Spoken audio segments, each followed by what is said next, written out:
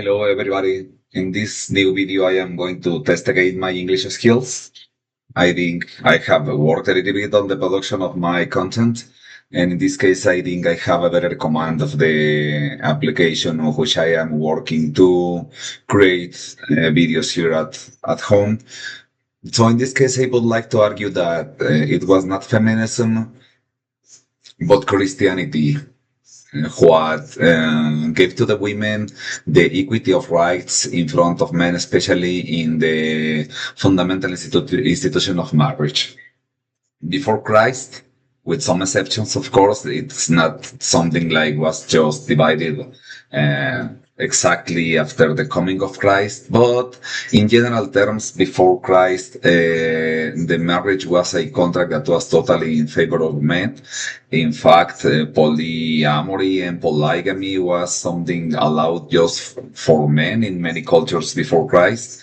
And it was normal for men to have several wives and also to have sexual rights over his slaves. Remember that slavery was the main economic foundation of societies at that time. And before Christ, men they had the omnibus power to dispose their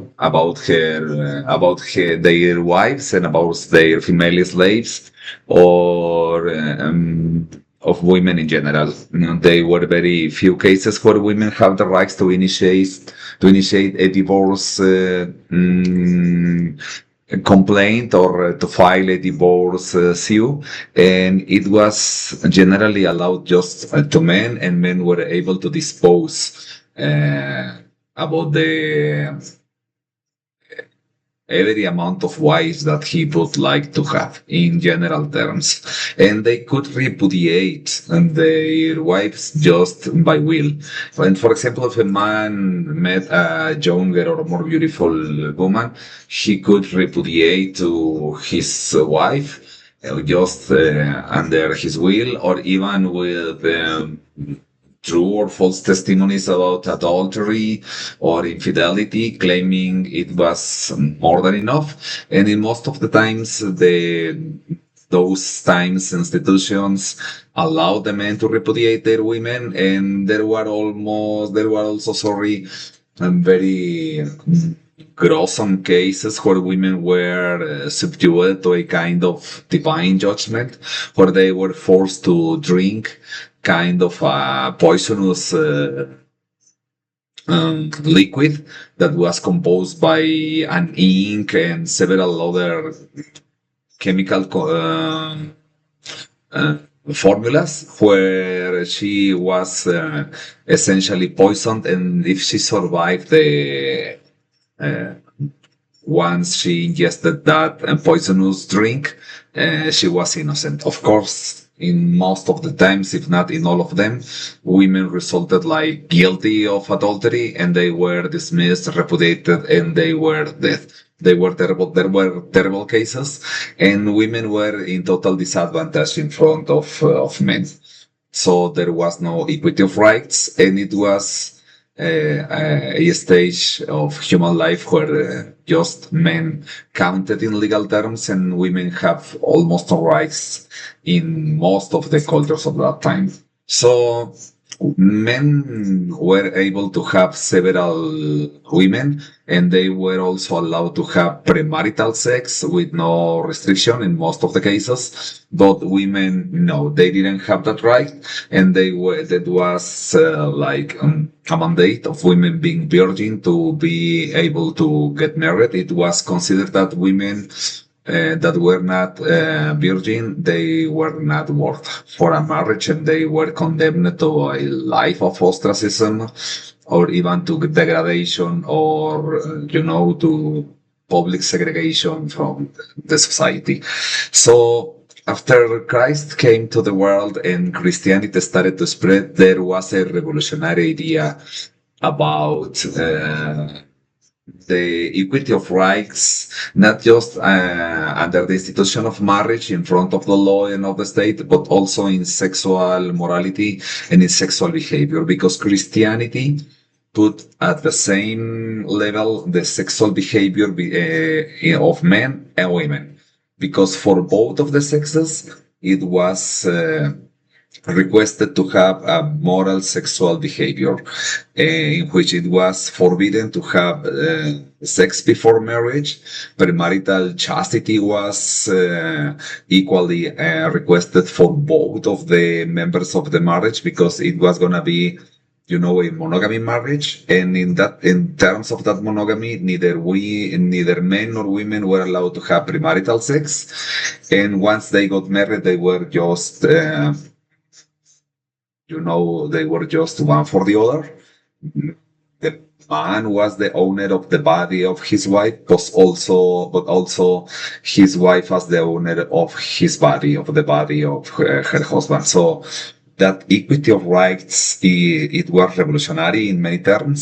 And so I sustain and I hold the thesis that was Christianity and not feminism, as many people tend to think today, that it was Christianity that gave to the women the equity of rights and that set the standard that men and women were equal in front of God and in front of the law.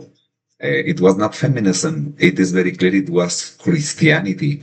Uh, Many women right now in this 21st century tend to think that the church and Christianity was like, in favor of men, that they were machistas or something like that, when because they are ignorant that it was Christianity and it was the Christian church and the Christian culture, the one that put men and women in equity in the institution of marriage and in front of God. Of course, this was in theory, in theoretical terms. In practical terms, there were still many freedoms that were, and many circumstances that favored men over women. But with the passing of the time, it started to become a reality that men and women had the very same rights, and it was also a protection for the children. Because before the Christian marriage, the man could simply repudiate to his wife and he could dismiss her with her children because he could argue that those children were not of him. And so that as the woman had been committing adultery, maybe the children were from another man, and he was able to, he was able to simply dismiss them and to leave them unprotected. Christian marriage put the children under the protection of that equity, because once Christianity was established as a formal religion and it was spreading as the majoritarian religion in the Roman Empire and in the whole world after the passing of the time, it was little by little set the standard, the legal and the religious standard, that women and men were equals in right in front of God, in front of the church, and in front of the state. So children got a protection, for not to be dismissed under the will of men. So it is important for this to be spoken at this stage of the human history, because many women in social media, in social network, in interviews, in newspapers and in books and in many public spaces tend to say that it was feminism, the one that the ideology that gave them rights and the possibility to have normal, productive, and successful lives. And it is not true, because feminism in the beginning started as a fight to have the right to vote. In fact, they were called suffragists, the first feminists. And with the passing of the time, feminism started to mix a new kind of requests that were not related with what in real is the equity of women's rights in front of men or compared to men. So feminism kind of degraded and was deviated from its original objective, and started to build a society where women tend to think that they had the right to act as men. And especially in the matter of pregnancy, the modern feminists, something that was unthinkable under Christianity and under Christian moral standards, started to fight for abortion, saying that as men cannot get pregnant, but women, yes, they can get pregnant. It was inequality, and so the woman had the right not to get pregnant, and if she got pregnant, she could interrupt, because it's not an interruption, it's a termination of pregnancy, and for that, it is necessary to kill the new human being that is growing up into the womb of women. So it was a total deviation, and it is totally deviated and totally far from Christian sexual and moral behavior and standards. So I have this material that talks about this specific matter.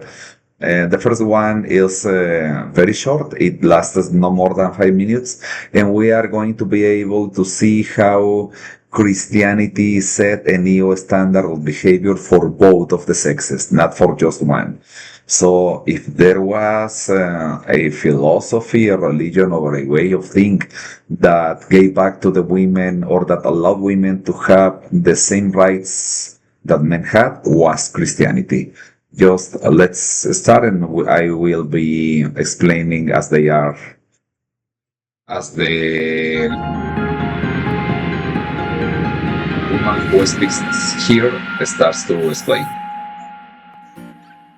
It seems quite Monogamy, the plausible best that mating polyamory is system. going to be the next sexual minority rights movement. Currently, of course, marriage is defined in strictly monogamous terms, and there are some polyamorists who say that this is unjust. And Okay, this video starts talking about that myth called polyamor, or polyamory, in Spanish polyamor. The idea that a couple of person, a man and a woman, can get married, but even being married, they can be allowed to openly have other sexual couples, and that all of them can, live together and sharing their lives together. This is a fantasy. This is a myth. The necessity of exclusivity in a marriage is something that is into our nature. Of course, in the past there were polygamy and polygamal societies, but with so many consequences that are going to be taken during this conference or during this video, that you can see that caused more damage than benefits. So it is very important to know that polyamor or polyamory is like a myth. I have not met anyone who is living in that condition that lasts too much into it. They at last develop the necessity of exclusivity, fidelity, and also they start to experience all the negative psychological and physical consequences of living in that way, because being promiscuous is something that cannot be lived without consequences. There are many psychological, physical, and health consequences living in this way. So let's keep watching. that their relationships should be legally acknowledged in the same way that monogamous people's relationships are acknowledged. But I think that there is a risk of rejecting the monogamous model. Proponents of polyamory would say that in our species' history, the most common mating model has been the polygynous model. So when Okay, she starts by saying that maybe the advocates of polyamory say that the most frequent model in past societies was the polygynous mating model. And yes, it is, but it's something that happened centuries ago and that was totally separated, during the evolution of human societies. you have one male having multiple female partners, that's about 80% of cultures on the anthropological record have been polygynous. And then the remaining 20% have been monogamous. The monogamous model is the unusual one. Okay, and it's true that maybe it's something surprising for modern people who tend to think that all of the time societies have been monogamous, and it's not true.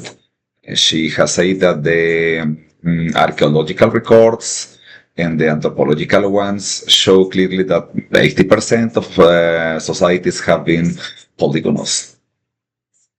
So it's the unusual model of marriage is the monogamous one that is the dominant now. So at this point, this video is very interesting because it starts to speak about the negative consequences of that model and how it evolved into the current monogamous model. We now have very different material conditions in all sorts of ways. We have the pill, we have ways of treating sexually transmitted diseases, we have technologies like the internet, and therefore, why should we be beholden to the mating structures of the past? This is a brave new world with all sorts of new possibilities. I think the problem with that defense of polyamory is that it overestimates the extent to which we are really capable of controlling our Stone Age brains. Exactly. This is a modern world. This is a world where things have changed a lot. And there are technologies that allow us to have a more ordered, more stable way of life than in the Stone Age.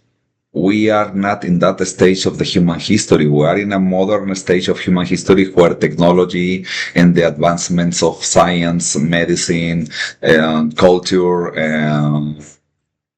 have developed a new kind of world where it is not necessary, like in the past, to be developing societies living in a polygamous model where men can have a lot of wives because those stages are totally separated. We live in a modern world where societies have evolved a lot and that those that evolution has impacted our brain, and now human expectations, social expectations, and the necessity of fidelity and monogamy are essential for the sustainability of our society. Let's continue. Our brains have not kept pace with the technological change that we've seen. We still are basically adapted to the lives of our hunter-gatherer ancestors. That puts a fairly hard limit on the extent to which we can completely design utopia on the back of an envelope. Salt Lake City, Utah, and the home of Dr. R.C. You know that Utah is the American state where most of the population was or is still Mormon, the Jesus of latter days, Jesus Christ latter sign days. And they allowed polygamy, and this is something that we're going to see here, a little passage in this video where they show a polygamous family that was living in Utah, Salt Lake City, where as soon as I think polygamy has been forbidden under current laws standard. But let's keep seeing this, watching this video. Allred, fundamentalist believer in plural marriage, the practice and preachment of polygamy. People are free to experiment with all sorts of mating patterns, including polyamory. For some individuals, that's good. In terms of the whole society, though, women and children in particular, the monogamous system is much preferable for all of its flaws. Monogamous America waits for the answer to the question, how many wives? Monogamy. And it became a distortion because in Utah, the local laws allowed men to have several women, while in the rest of the country, men were allowed just to have one, and it was not possible to be living in the dichotomy. So at some point of the American history, it was necessary for Utah to be adapted to the monogamous model of the rest of the United States. So this is a clear proof that monogamy is necessary for the stability of modern societies. Let's keep advancing. Makes societies more stable, more peaceable, more prosperous. You can compare this quite directly by looking at certain countries which have both monogamous and polygynous systems operating in tandem, and you can see that there are these differences. Households with multiple wives are much more prone to conflict. Stepchildren. Just imagine in modern terms how it will be living with several wives. in another of my videos, I was talking about the necessity, the imperial necessity of men constraining themselves to have children just with one woman.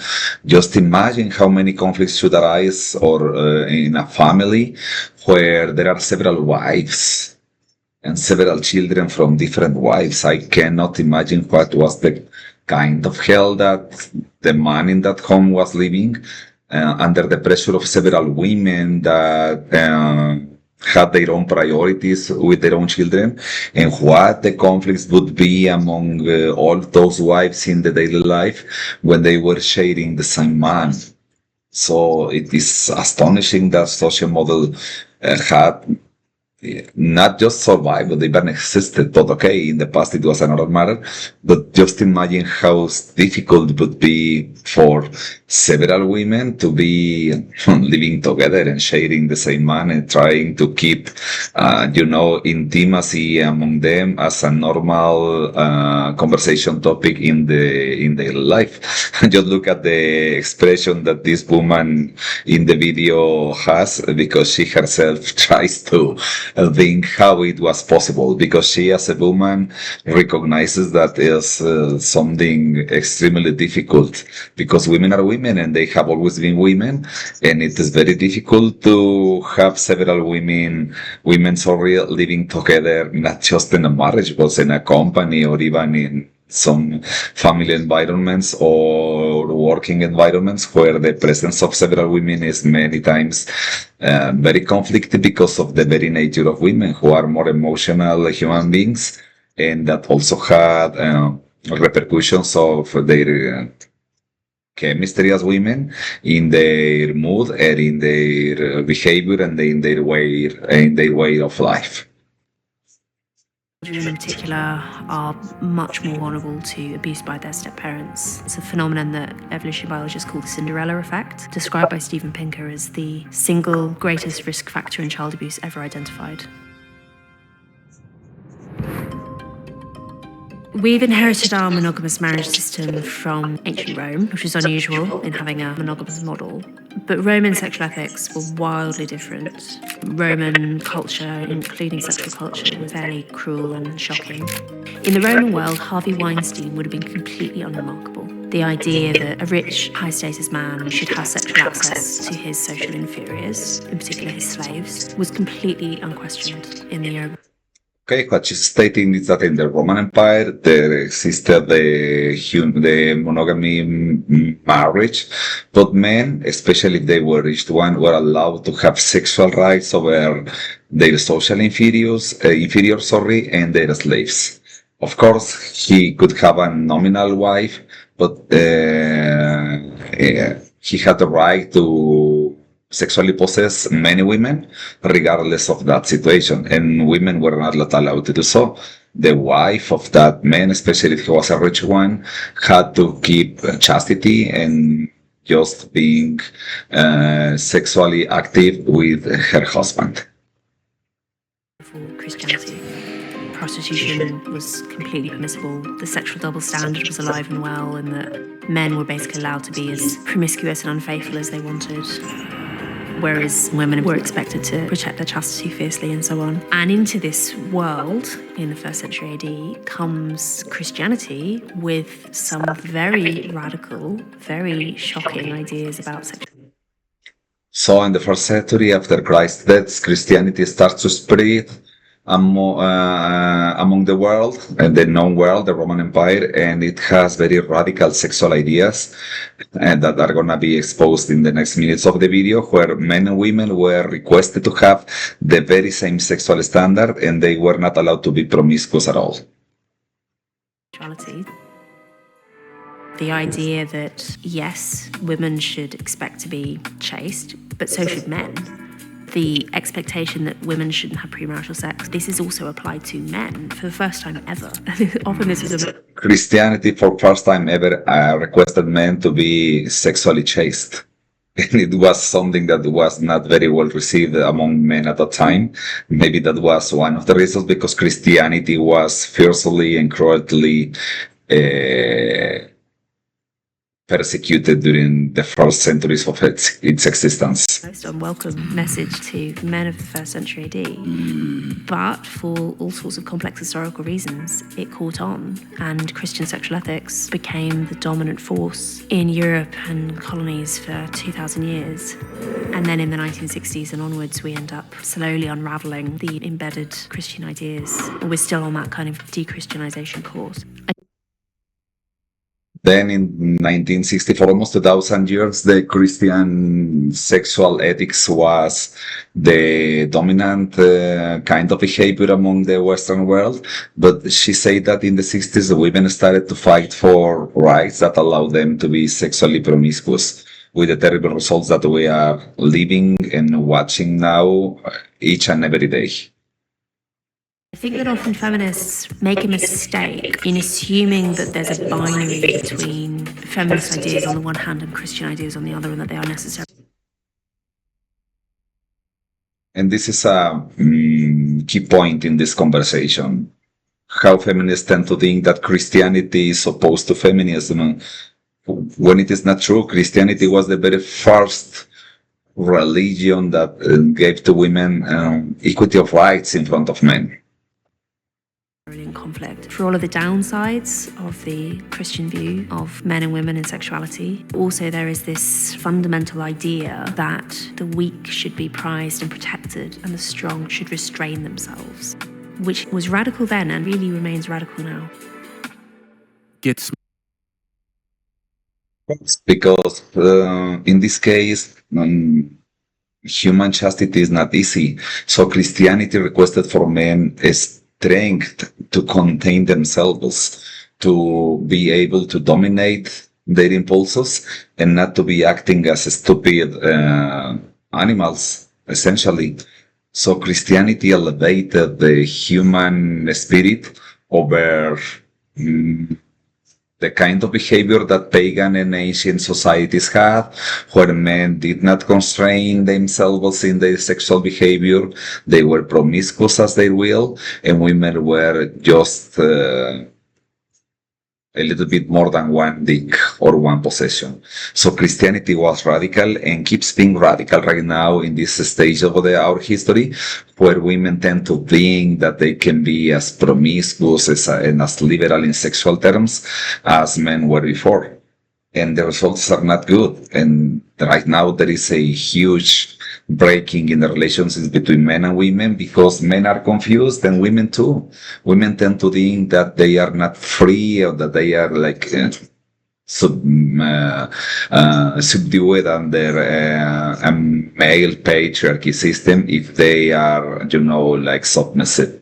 When it is not true. Christianity didn't preach the submissiveness of women in front of men in terms of them being like a furniture or a thing, but submissive in terms that a man who has faith in God and who obeys his commands is a good man. So the woman can have the trust to be submissive with him because he is a man who obeys the law of God.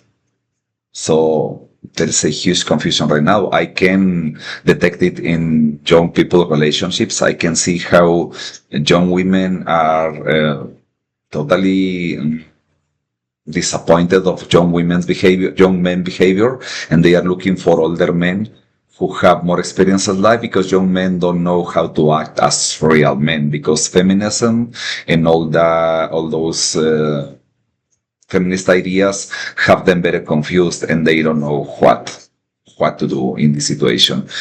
Let's explore a little bit the Bible to see which is the theological and biblical foundation of disclaiming that Christianity is the religion or the philosophy which gave to the women the equity of rights in front of men. Let's see the New Testament, specifically the Gospel of Matthew in the chapter 19, where it said that Jesus had now finished what he wanted to say and left Galilee and came into the territory of Judea on the far side of the Jordan.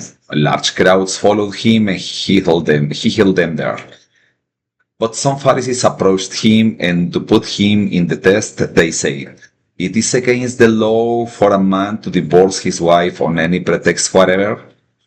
And he answered, Have you read that the Creator from the beginning made them male and female? This is essential, male and female, and that he said, this is why a man leaves his father and mother and becomes attached to his wife, and the two become just one flesh. That was the answer of Jesus Christ. And he then continued, they are no longer two, therefore, but one flesh. So then what God has united, human beings must not divide. This is the theological foundation of the indissolubility of marriage. That is a central point of Christian sexual behavior and the importance of Christian marriage. Then the Pharisees say to him, then why did Moses command that a writ of dismissal should be given in cases of divorce? And he said to them, it was because you were so hard-hearted that Moses allowed you to divorce your wives, but it was not like this from the beginning. Now I say this to you, and this is essential at this point. Jesus Christ is breaking with the old covenant, and he specifically states the new covenant between man and God, between the humankind and God, when he says, now I say this to you, anyone who divorces his wife, I am not speaking of an illicit marriage, and marries another, is guilty of adultery. So a man who leaves his wife, who divorces his wife, and not an illicit marriage, as he says, anyone who divorces his wife in a legitimate marriage and marries another woman is committing adultery. So a man is committing adultery if he abandons his wife. And this is revolutionary because before that it was not in that way. Men were allowed to divorce at whatever they wanted. The disciples say to him, if that is how things are between husband and wife, it is advisable not to marry. Of course, men were not very happy with those statements, but Jesus replied, it is not everyone who can accept what I've said, but only those to whom it is granted. So once again, Jesus states here that human freedom is unviolable. Even God respects it, but the law has been set, the standard has been set. Jesus Christ, who is God in person incarnated, had stated that sexual behavior for men and women is the very same one, that both of them must be chaste, belonging to just one another, and if a man breaks with this commandment, he is committing adultery. And it is a revolution regarding to the past, where women were subdued to that pledge of allegiance, but men were not. Men were allowed to be promiscuous and adulterers as they will. There are eunuchs born so from their mother's womb. There are eunuchs made so by human agency, and there are eunuchs who have made themselves so for the sake of the kingdom of heaven. Let anyone accept this who can. So here Jesus Christ says that there were men who were eunuchs, so it means castrated, because they had that malformation during the pregnancy of their mothers. And there are also men. At that time, there was the practice of castrating men for having them as eunuchs and as slaves in the harems of those stages of the history's kings. And so the wives of the kings were not in danger of those men who were in charge of taking care of them. But also he was talking about chastity for men who were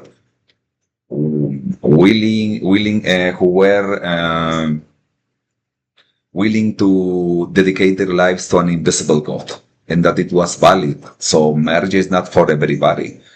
There are men and women who are called to serve to God for their whole lives, and they can be chaste. That's the reason, because he compares them with eunuchs for the sake of the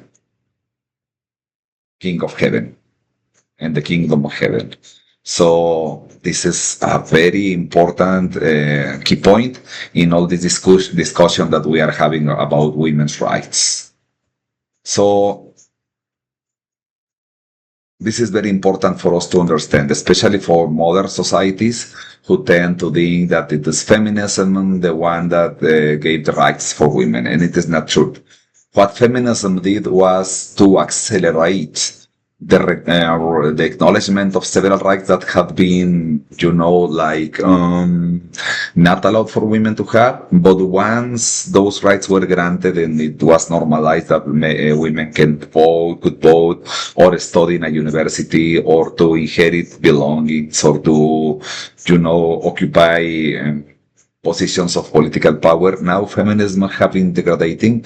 Just take a little read of the books of women like Beatriz Preciado, Shulamit Firestone, or Simone de Beauvoir, all the very perverse ideas that are there and that are, the gospels of feminism. Finally, we're going to see a short part of this video where Lila Rose, who is a very popular Catholic podcaster in the United States, is having an interview with a woman called Erika Bacciocchi, where they talk about this specific matter, how marriage changed after the coming of Christianity and the coming of Christ, and how it changed our societies in a very favorable way for women. Give me 1 second. Let it to expand. Okay, let's start. Yes. It's beautiful Yes. to behold a man who says, I am not, like, pornography is a poison, and I'm going to become a virtuous man who governs my appetites, because they know that that's what's necessary. I would also put this out there. This might be a little edgy or controversial, but I think that kind of a man, women, I think, like, there's the Instagram mommy blogger world. Like, more women are on Instagram than anywhere, and men, right? Now, I think it's more men on YouTube, at least by a bit, but social media, like, women, it's very addictive for women. I'm not saying it's not addictive for men too, but what I'm trying to get at here is I've just sort of noticed, and maybe it's because women are, the toxic feminine is more naturally self-absorbed. It's more. Here, Lila Rose is talking about a very specific and important point that she's saying, as the woman who she's interviewing, that men who are able to constrain themselves and to dominate their impulses are really valuable men, and that are real good men, and that are strong men. Christianity asks for a strength in not just in men, also in women, but especially in this matter of chastity. Christianity asks for men to be especially strong, because it is not easy. And I am not saying that I am like a model Christian. Of course, I'm not. I have not been able to conduct my life under the righteous paths of Christianity in a whole way. I would love to have done it, but I recognize that it is the truth, and that it is the best way to live. If human beings follow the Christian standards of sexual and marital behavior, there would be no necessity of divorce, and there would not be existing any sexual transmitted disease, and undesired children, and a lot of problems. But we human beings are stubborn, and we are not capable to contain ourselves, because we are like a contradiction all of the time. But Christianity is the truth, and I recognize this, and I accept the authority of Christ and the authority of the Catholic Church in terms of moral behavior. And even accepting it and trying to live within those constraints, it has been very difficult, not just for me, but for everybody. And this is the reason, because I acknowledge that what Lila Rose is saying, that men have to be strong and to be able to keep themselves constrained, and not to give, a reckless and free flow of their desires. It's very important. And now she's talking about social media, how social media have transformed our society, and it's making a lot of damage among modern men and women. Word focus, and the toxic masculine is more dominion, like attack, control I think focused. that's right. you could kind of make that maybe argument. So like when it comes to social media and like the world of influencing, like the influencer space, right? There's some amazing men out there that are doing really good stuff, you know, that I really appreciate. Like Nick Freitas, I think, is doing awesome stuff. He's a evangelical guy, actually. I like a lot of Matt Fradd stuff. He's a great man. But you don't see a lot of, I think, male influencers like our husbands, because our husbands are working and being our husbands, and they're not making their career out of influencing, right? Now she's taking another very important point. Lila Rose says that there are not many male influencers because men who are married are working in being their husbands and in, sustain their families and keeping their families together. So that's the very nature of women. Women are called for that. Women are called to be strong, to be working until the very day that we die, to be productive all the time, and to be providing what is necessary for the family. Even when our children are adults, we're going to be, taking care of them. Maybe not in material terms, because this is supposed for adult children to build their own wealth and to be capable to be self-sustainable. But even in those conditions, we are never gonna stop being their father. So we fathers, we parents need to be all of the time taking care of our children in many different ways. It's not the very same, the kind of care that we are going to be taking on our children when they are married than when they are just born. It's totally different. But Laila Rose is saying something that is very important. What is the very nature of the role that women are called to perform in society? And so there's this weird area where like the media is so powerful today. Everyone is on social media. We're so isolated increasingly as a society. We spend so much time on our screens. And so it's like there's a certain kind of male that maybe is the more toxic. And I'm not saying they're all like this. Of course not. This is a generalization. It's largely about trends. That they're getting more attention and more airspace, like more time in the room, basically, than the average man of self-governance and goodness.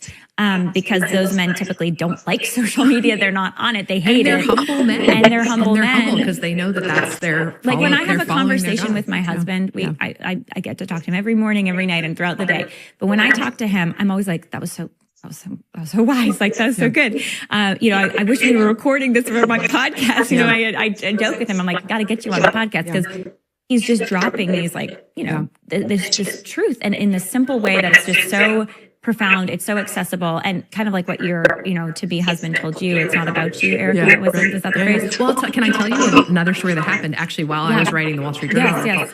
So I'm writing, we're going through, I have 750 words. I'm going through all these. So Laila Rose is stating that she talks each and every day with her husband, and her husband respects her way of life, the podcast that she conducts, the way that she lives, the task that she's performing. She's a very important influencer in the United States.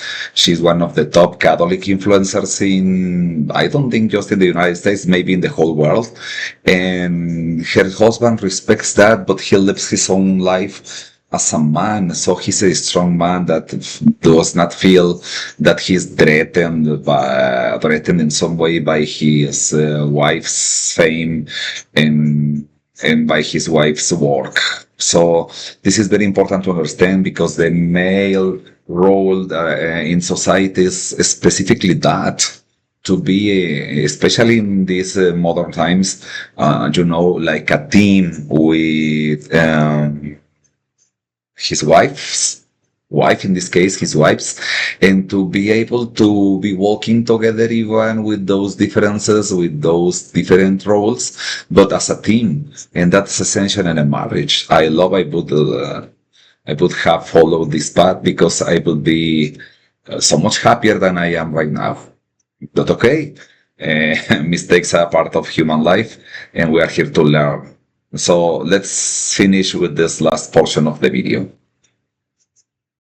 Revisions with the editor, and I had, put the important point about John Paul II actually, correcting earlier ideas of women's natural inferiority, which come from Aristotle, but also prior, that had been kind of taken up in the documents of the church. John Paul II is reading the text of the New Testament through the Imago Dei, right? In Genesis, that men and women are both created in the image of God with these rational souls, and putting aside this idea, which of course for a long time was kind of seen as basic to Western civilization, that like women are inferior, which of course the earliest women like Christina Pizan, like Mary Wollstonecraft had challenged and said, well, hold on a second, women aren't particularly well educated. Why don't you educate women first and test their reason, give them the capacity for reason, and then maybe see if you still think they're inferior, right? And so of course, bringing women into liberal education, right? Educating them, cultivating them in all the human virtues, right? I mean, that's another chapter.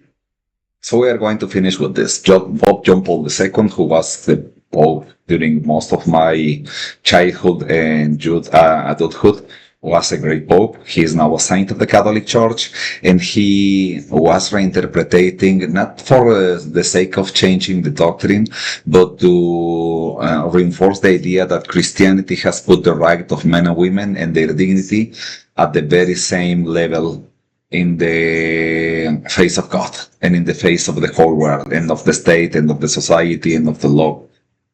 So this should make for us very clear that it has been Christianity, that it has been Christ and his church, the ones who have gave to women the equity of rights with men. It is something that is a strong point. Feminism has not given them any way. Feminism in the beginning had the achievement to accelerate the process of civil rights for women in the equity terms with men, but that was all. After that, feminists have been destroying women, their nature, the family, the relationship between men and women, and it has also been destroying our societies. And I can see it very clearly. The world has changed a lot since I was a young man when I got married, and at that time we were all trying to have a family, trying to have children, trying to build a family, a home, and to advance together in the adventure of life. And now it has changed a lot, and it is due to, among many other contingent factors, but among them, one of the main ones is feminism. So we almost question feminism. We almost ask ourselves how feminism have occupied a very important place in our society, how it has changed the world, and we have to start retaking all those ideas that were brought 2,000 years ago by Jesus Christ, that men and women are equal. Pope John Paul II stated that in a very specific way, because in the Genesis it is said that men and women were created by God with the same kind of dignity. So it has been my point. I am very critical with feminism. Feminism has destroyed women. And luckily, in the last years, I have been like a reaction, and there are many anti-feminist women, and I am glad that this kind of consciousness has waken up among women, because they have realized that feminism just humiliates them, put them in inferiority in front of men, and that they start to realize that Christianity is the religious and philosophical thinking that gave them equity of rights, not like Islam. Just look what is the situation of women under Islam and other religions who tend to think that women are inferior related to men, and that they should be treated in the way that they are treated in countries like Afghanistan. So that's my thesis. And it has been a challenge for me to be developing these thinkings and these thoughts in English, because I cannot express in English with the same naturality that I do in Spanish, but I have to learn to do it. I have to develop the capability and my English skills to argue and to sustain a thesis in English. Very sorry if at some points of the video my vocabulary was not the best, because I still lack a lot of English vocabulary, but I think I am advancing. Learning to use YouTube, learning to make a video, and also learning to express myself in a deeper and better way in English language. Thank you very much. Don't forget to subscribe, give me a like, and I'll see you later. Thank you very much.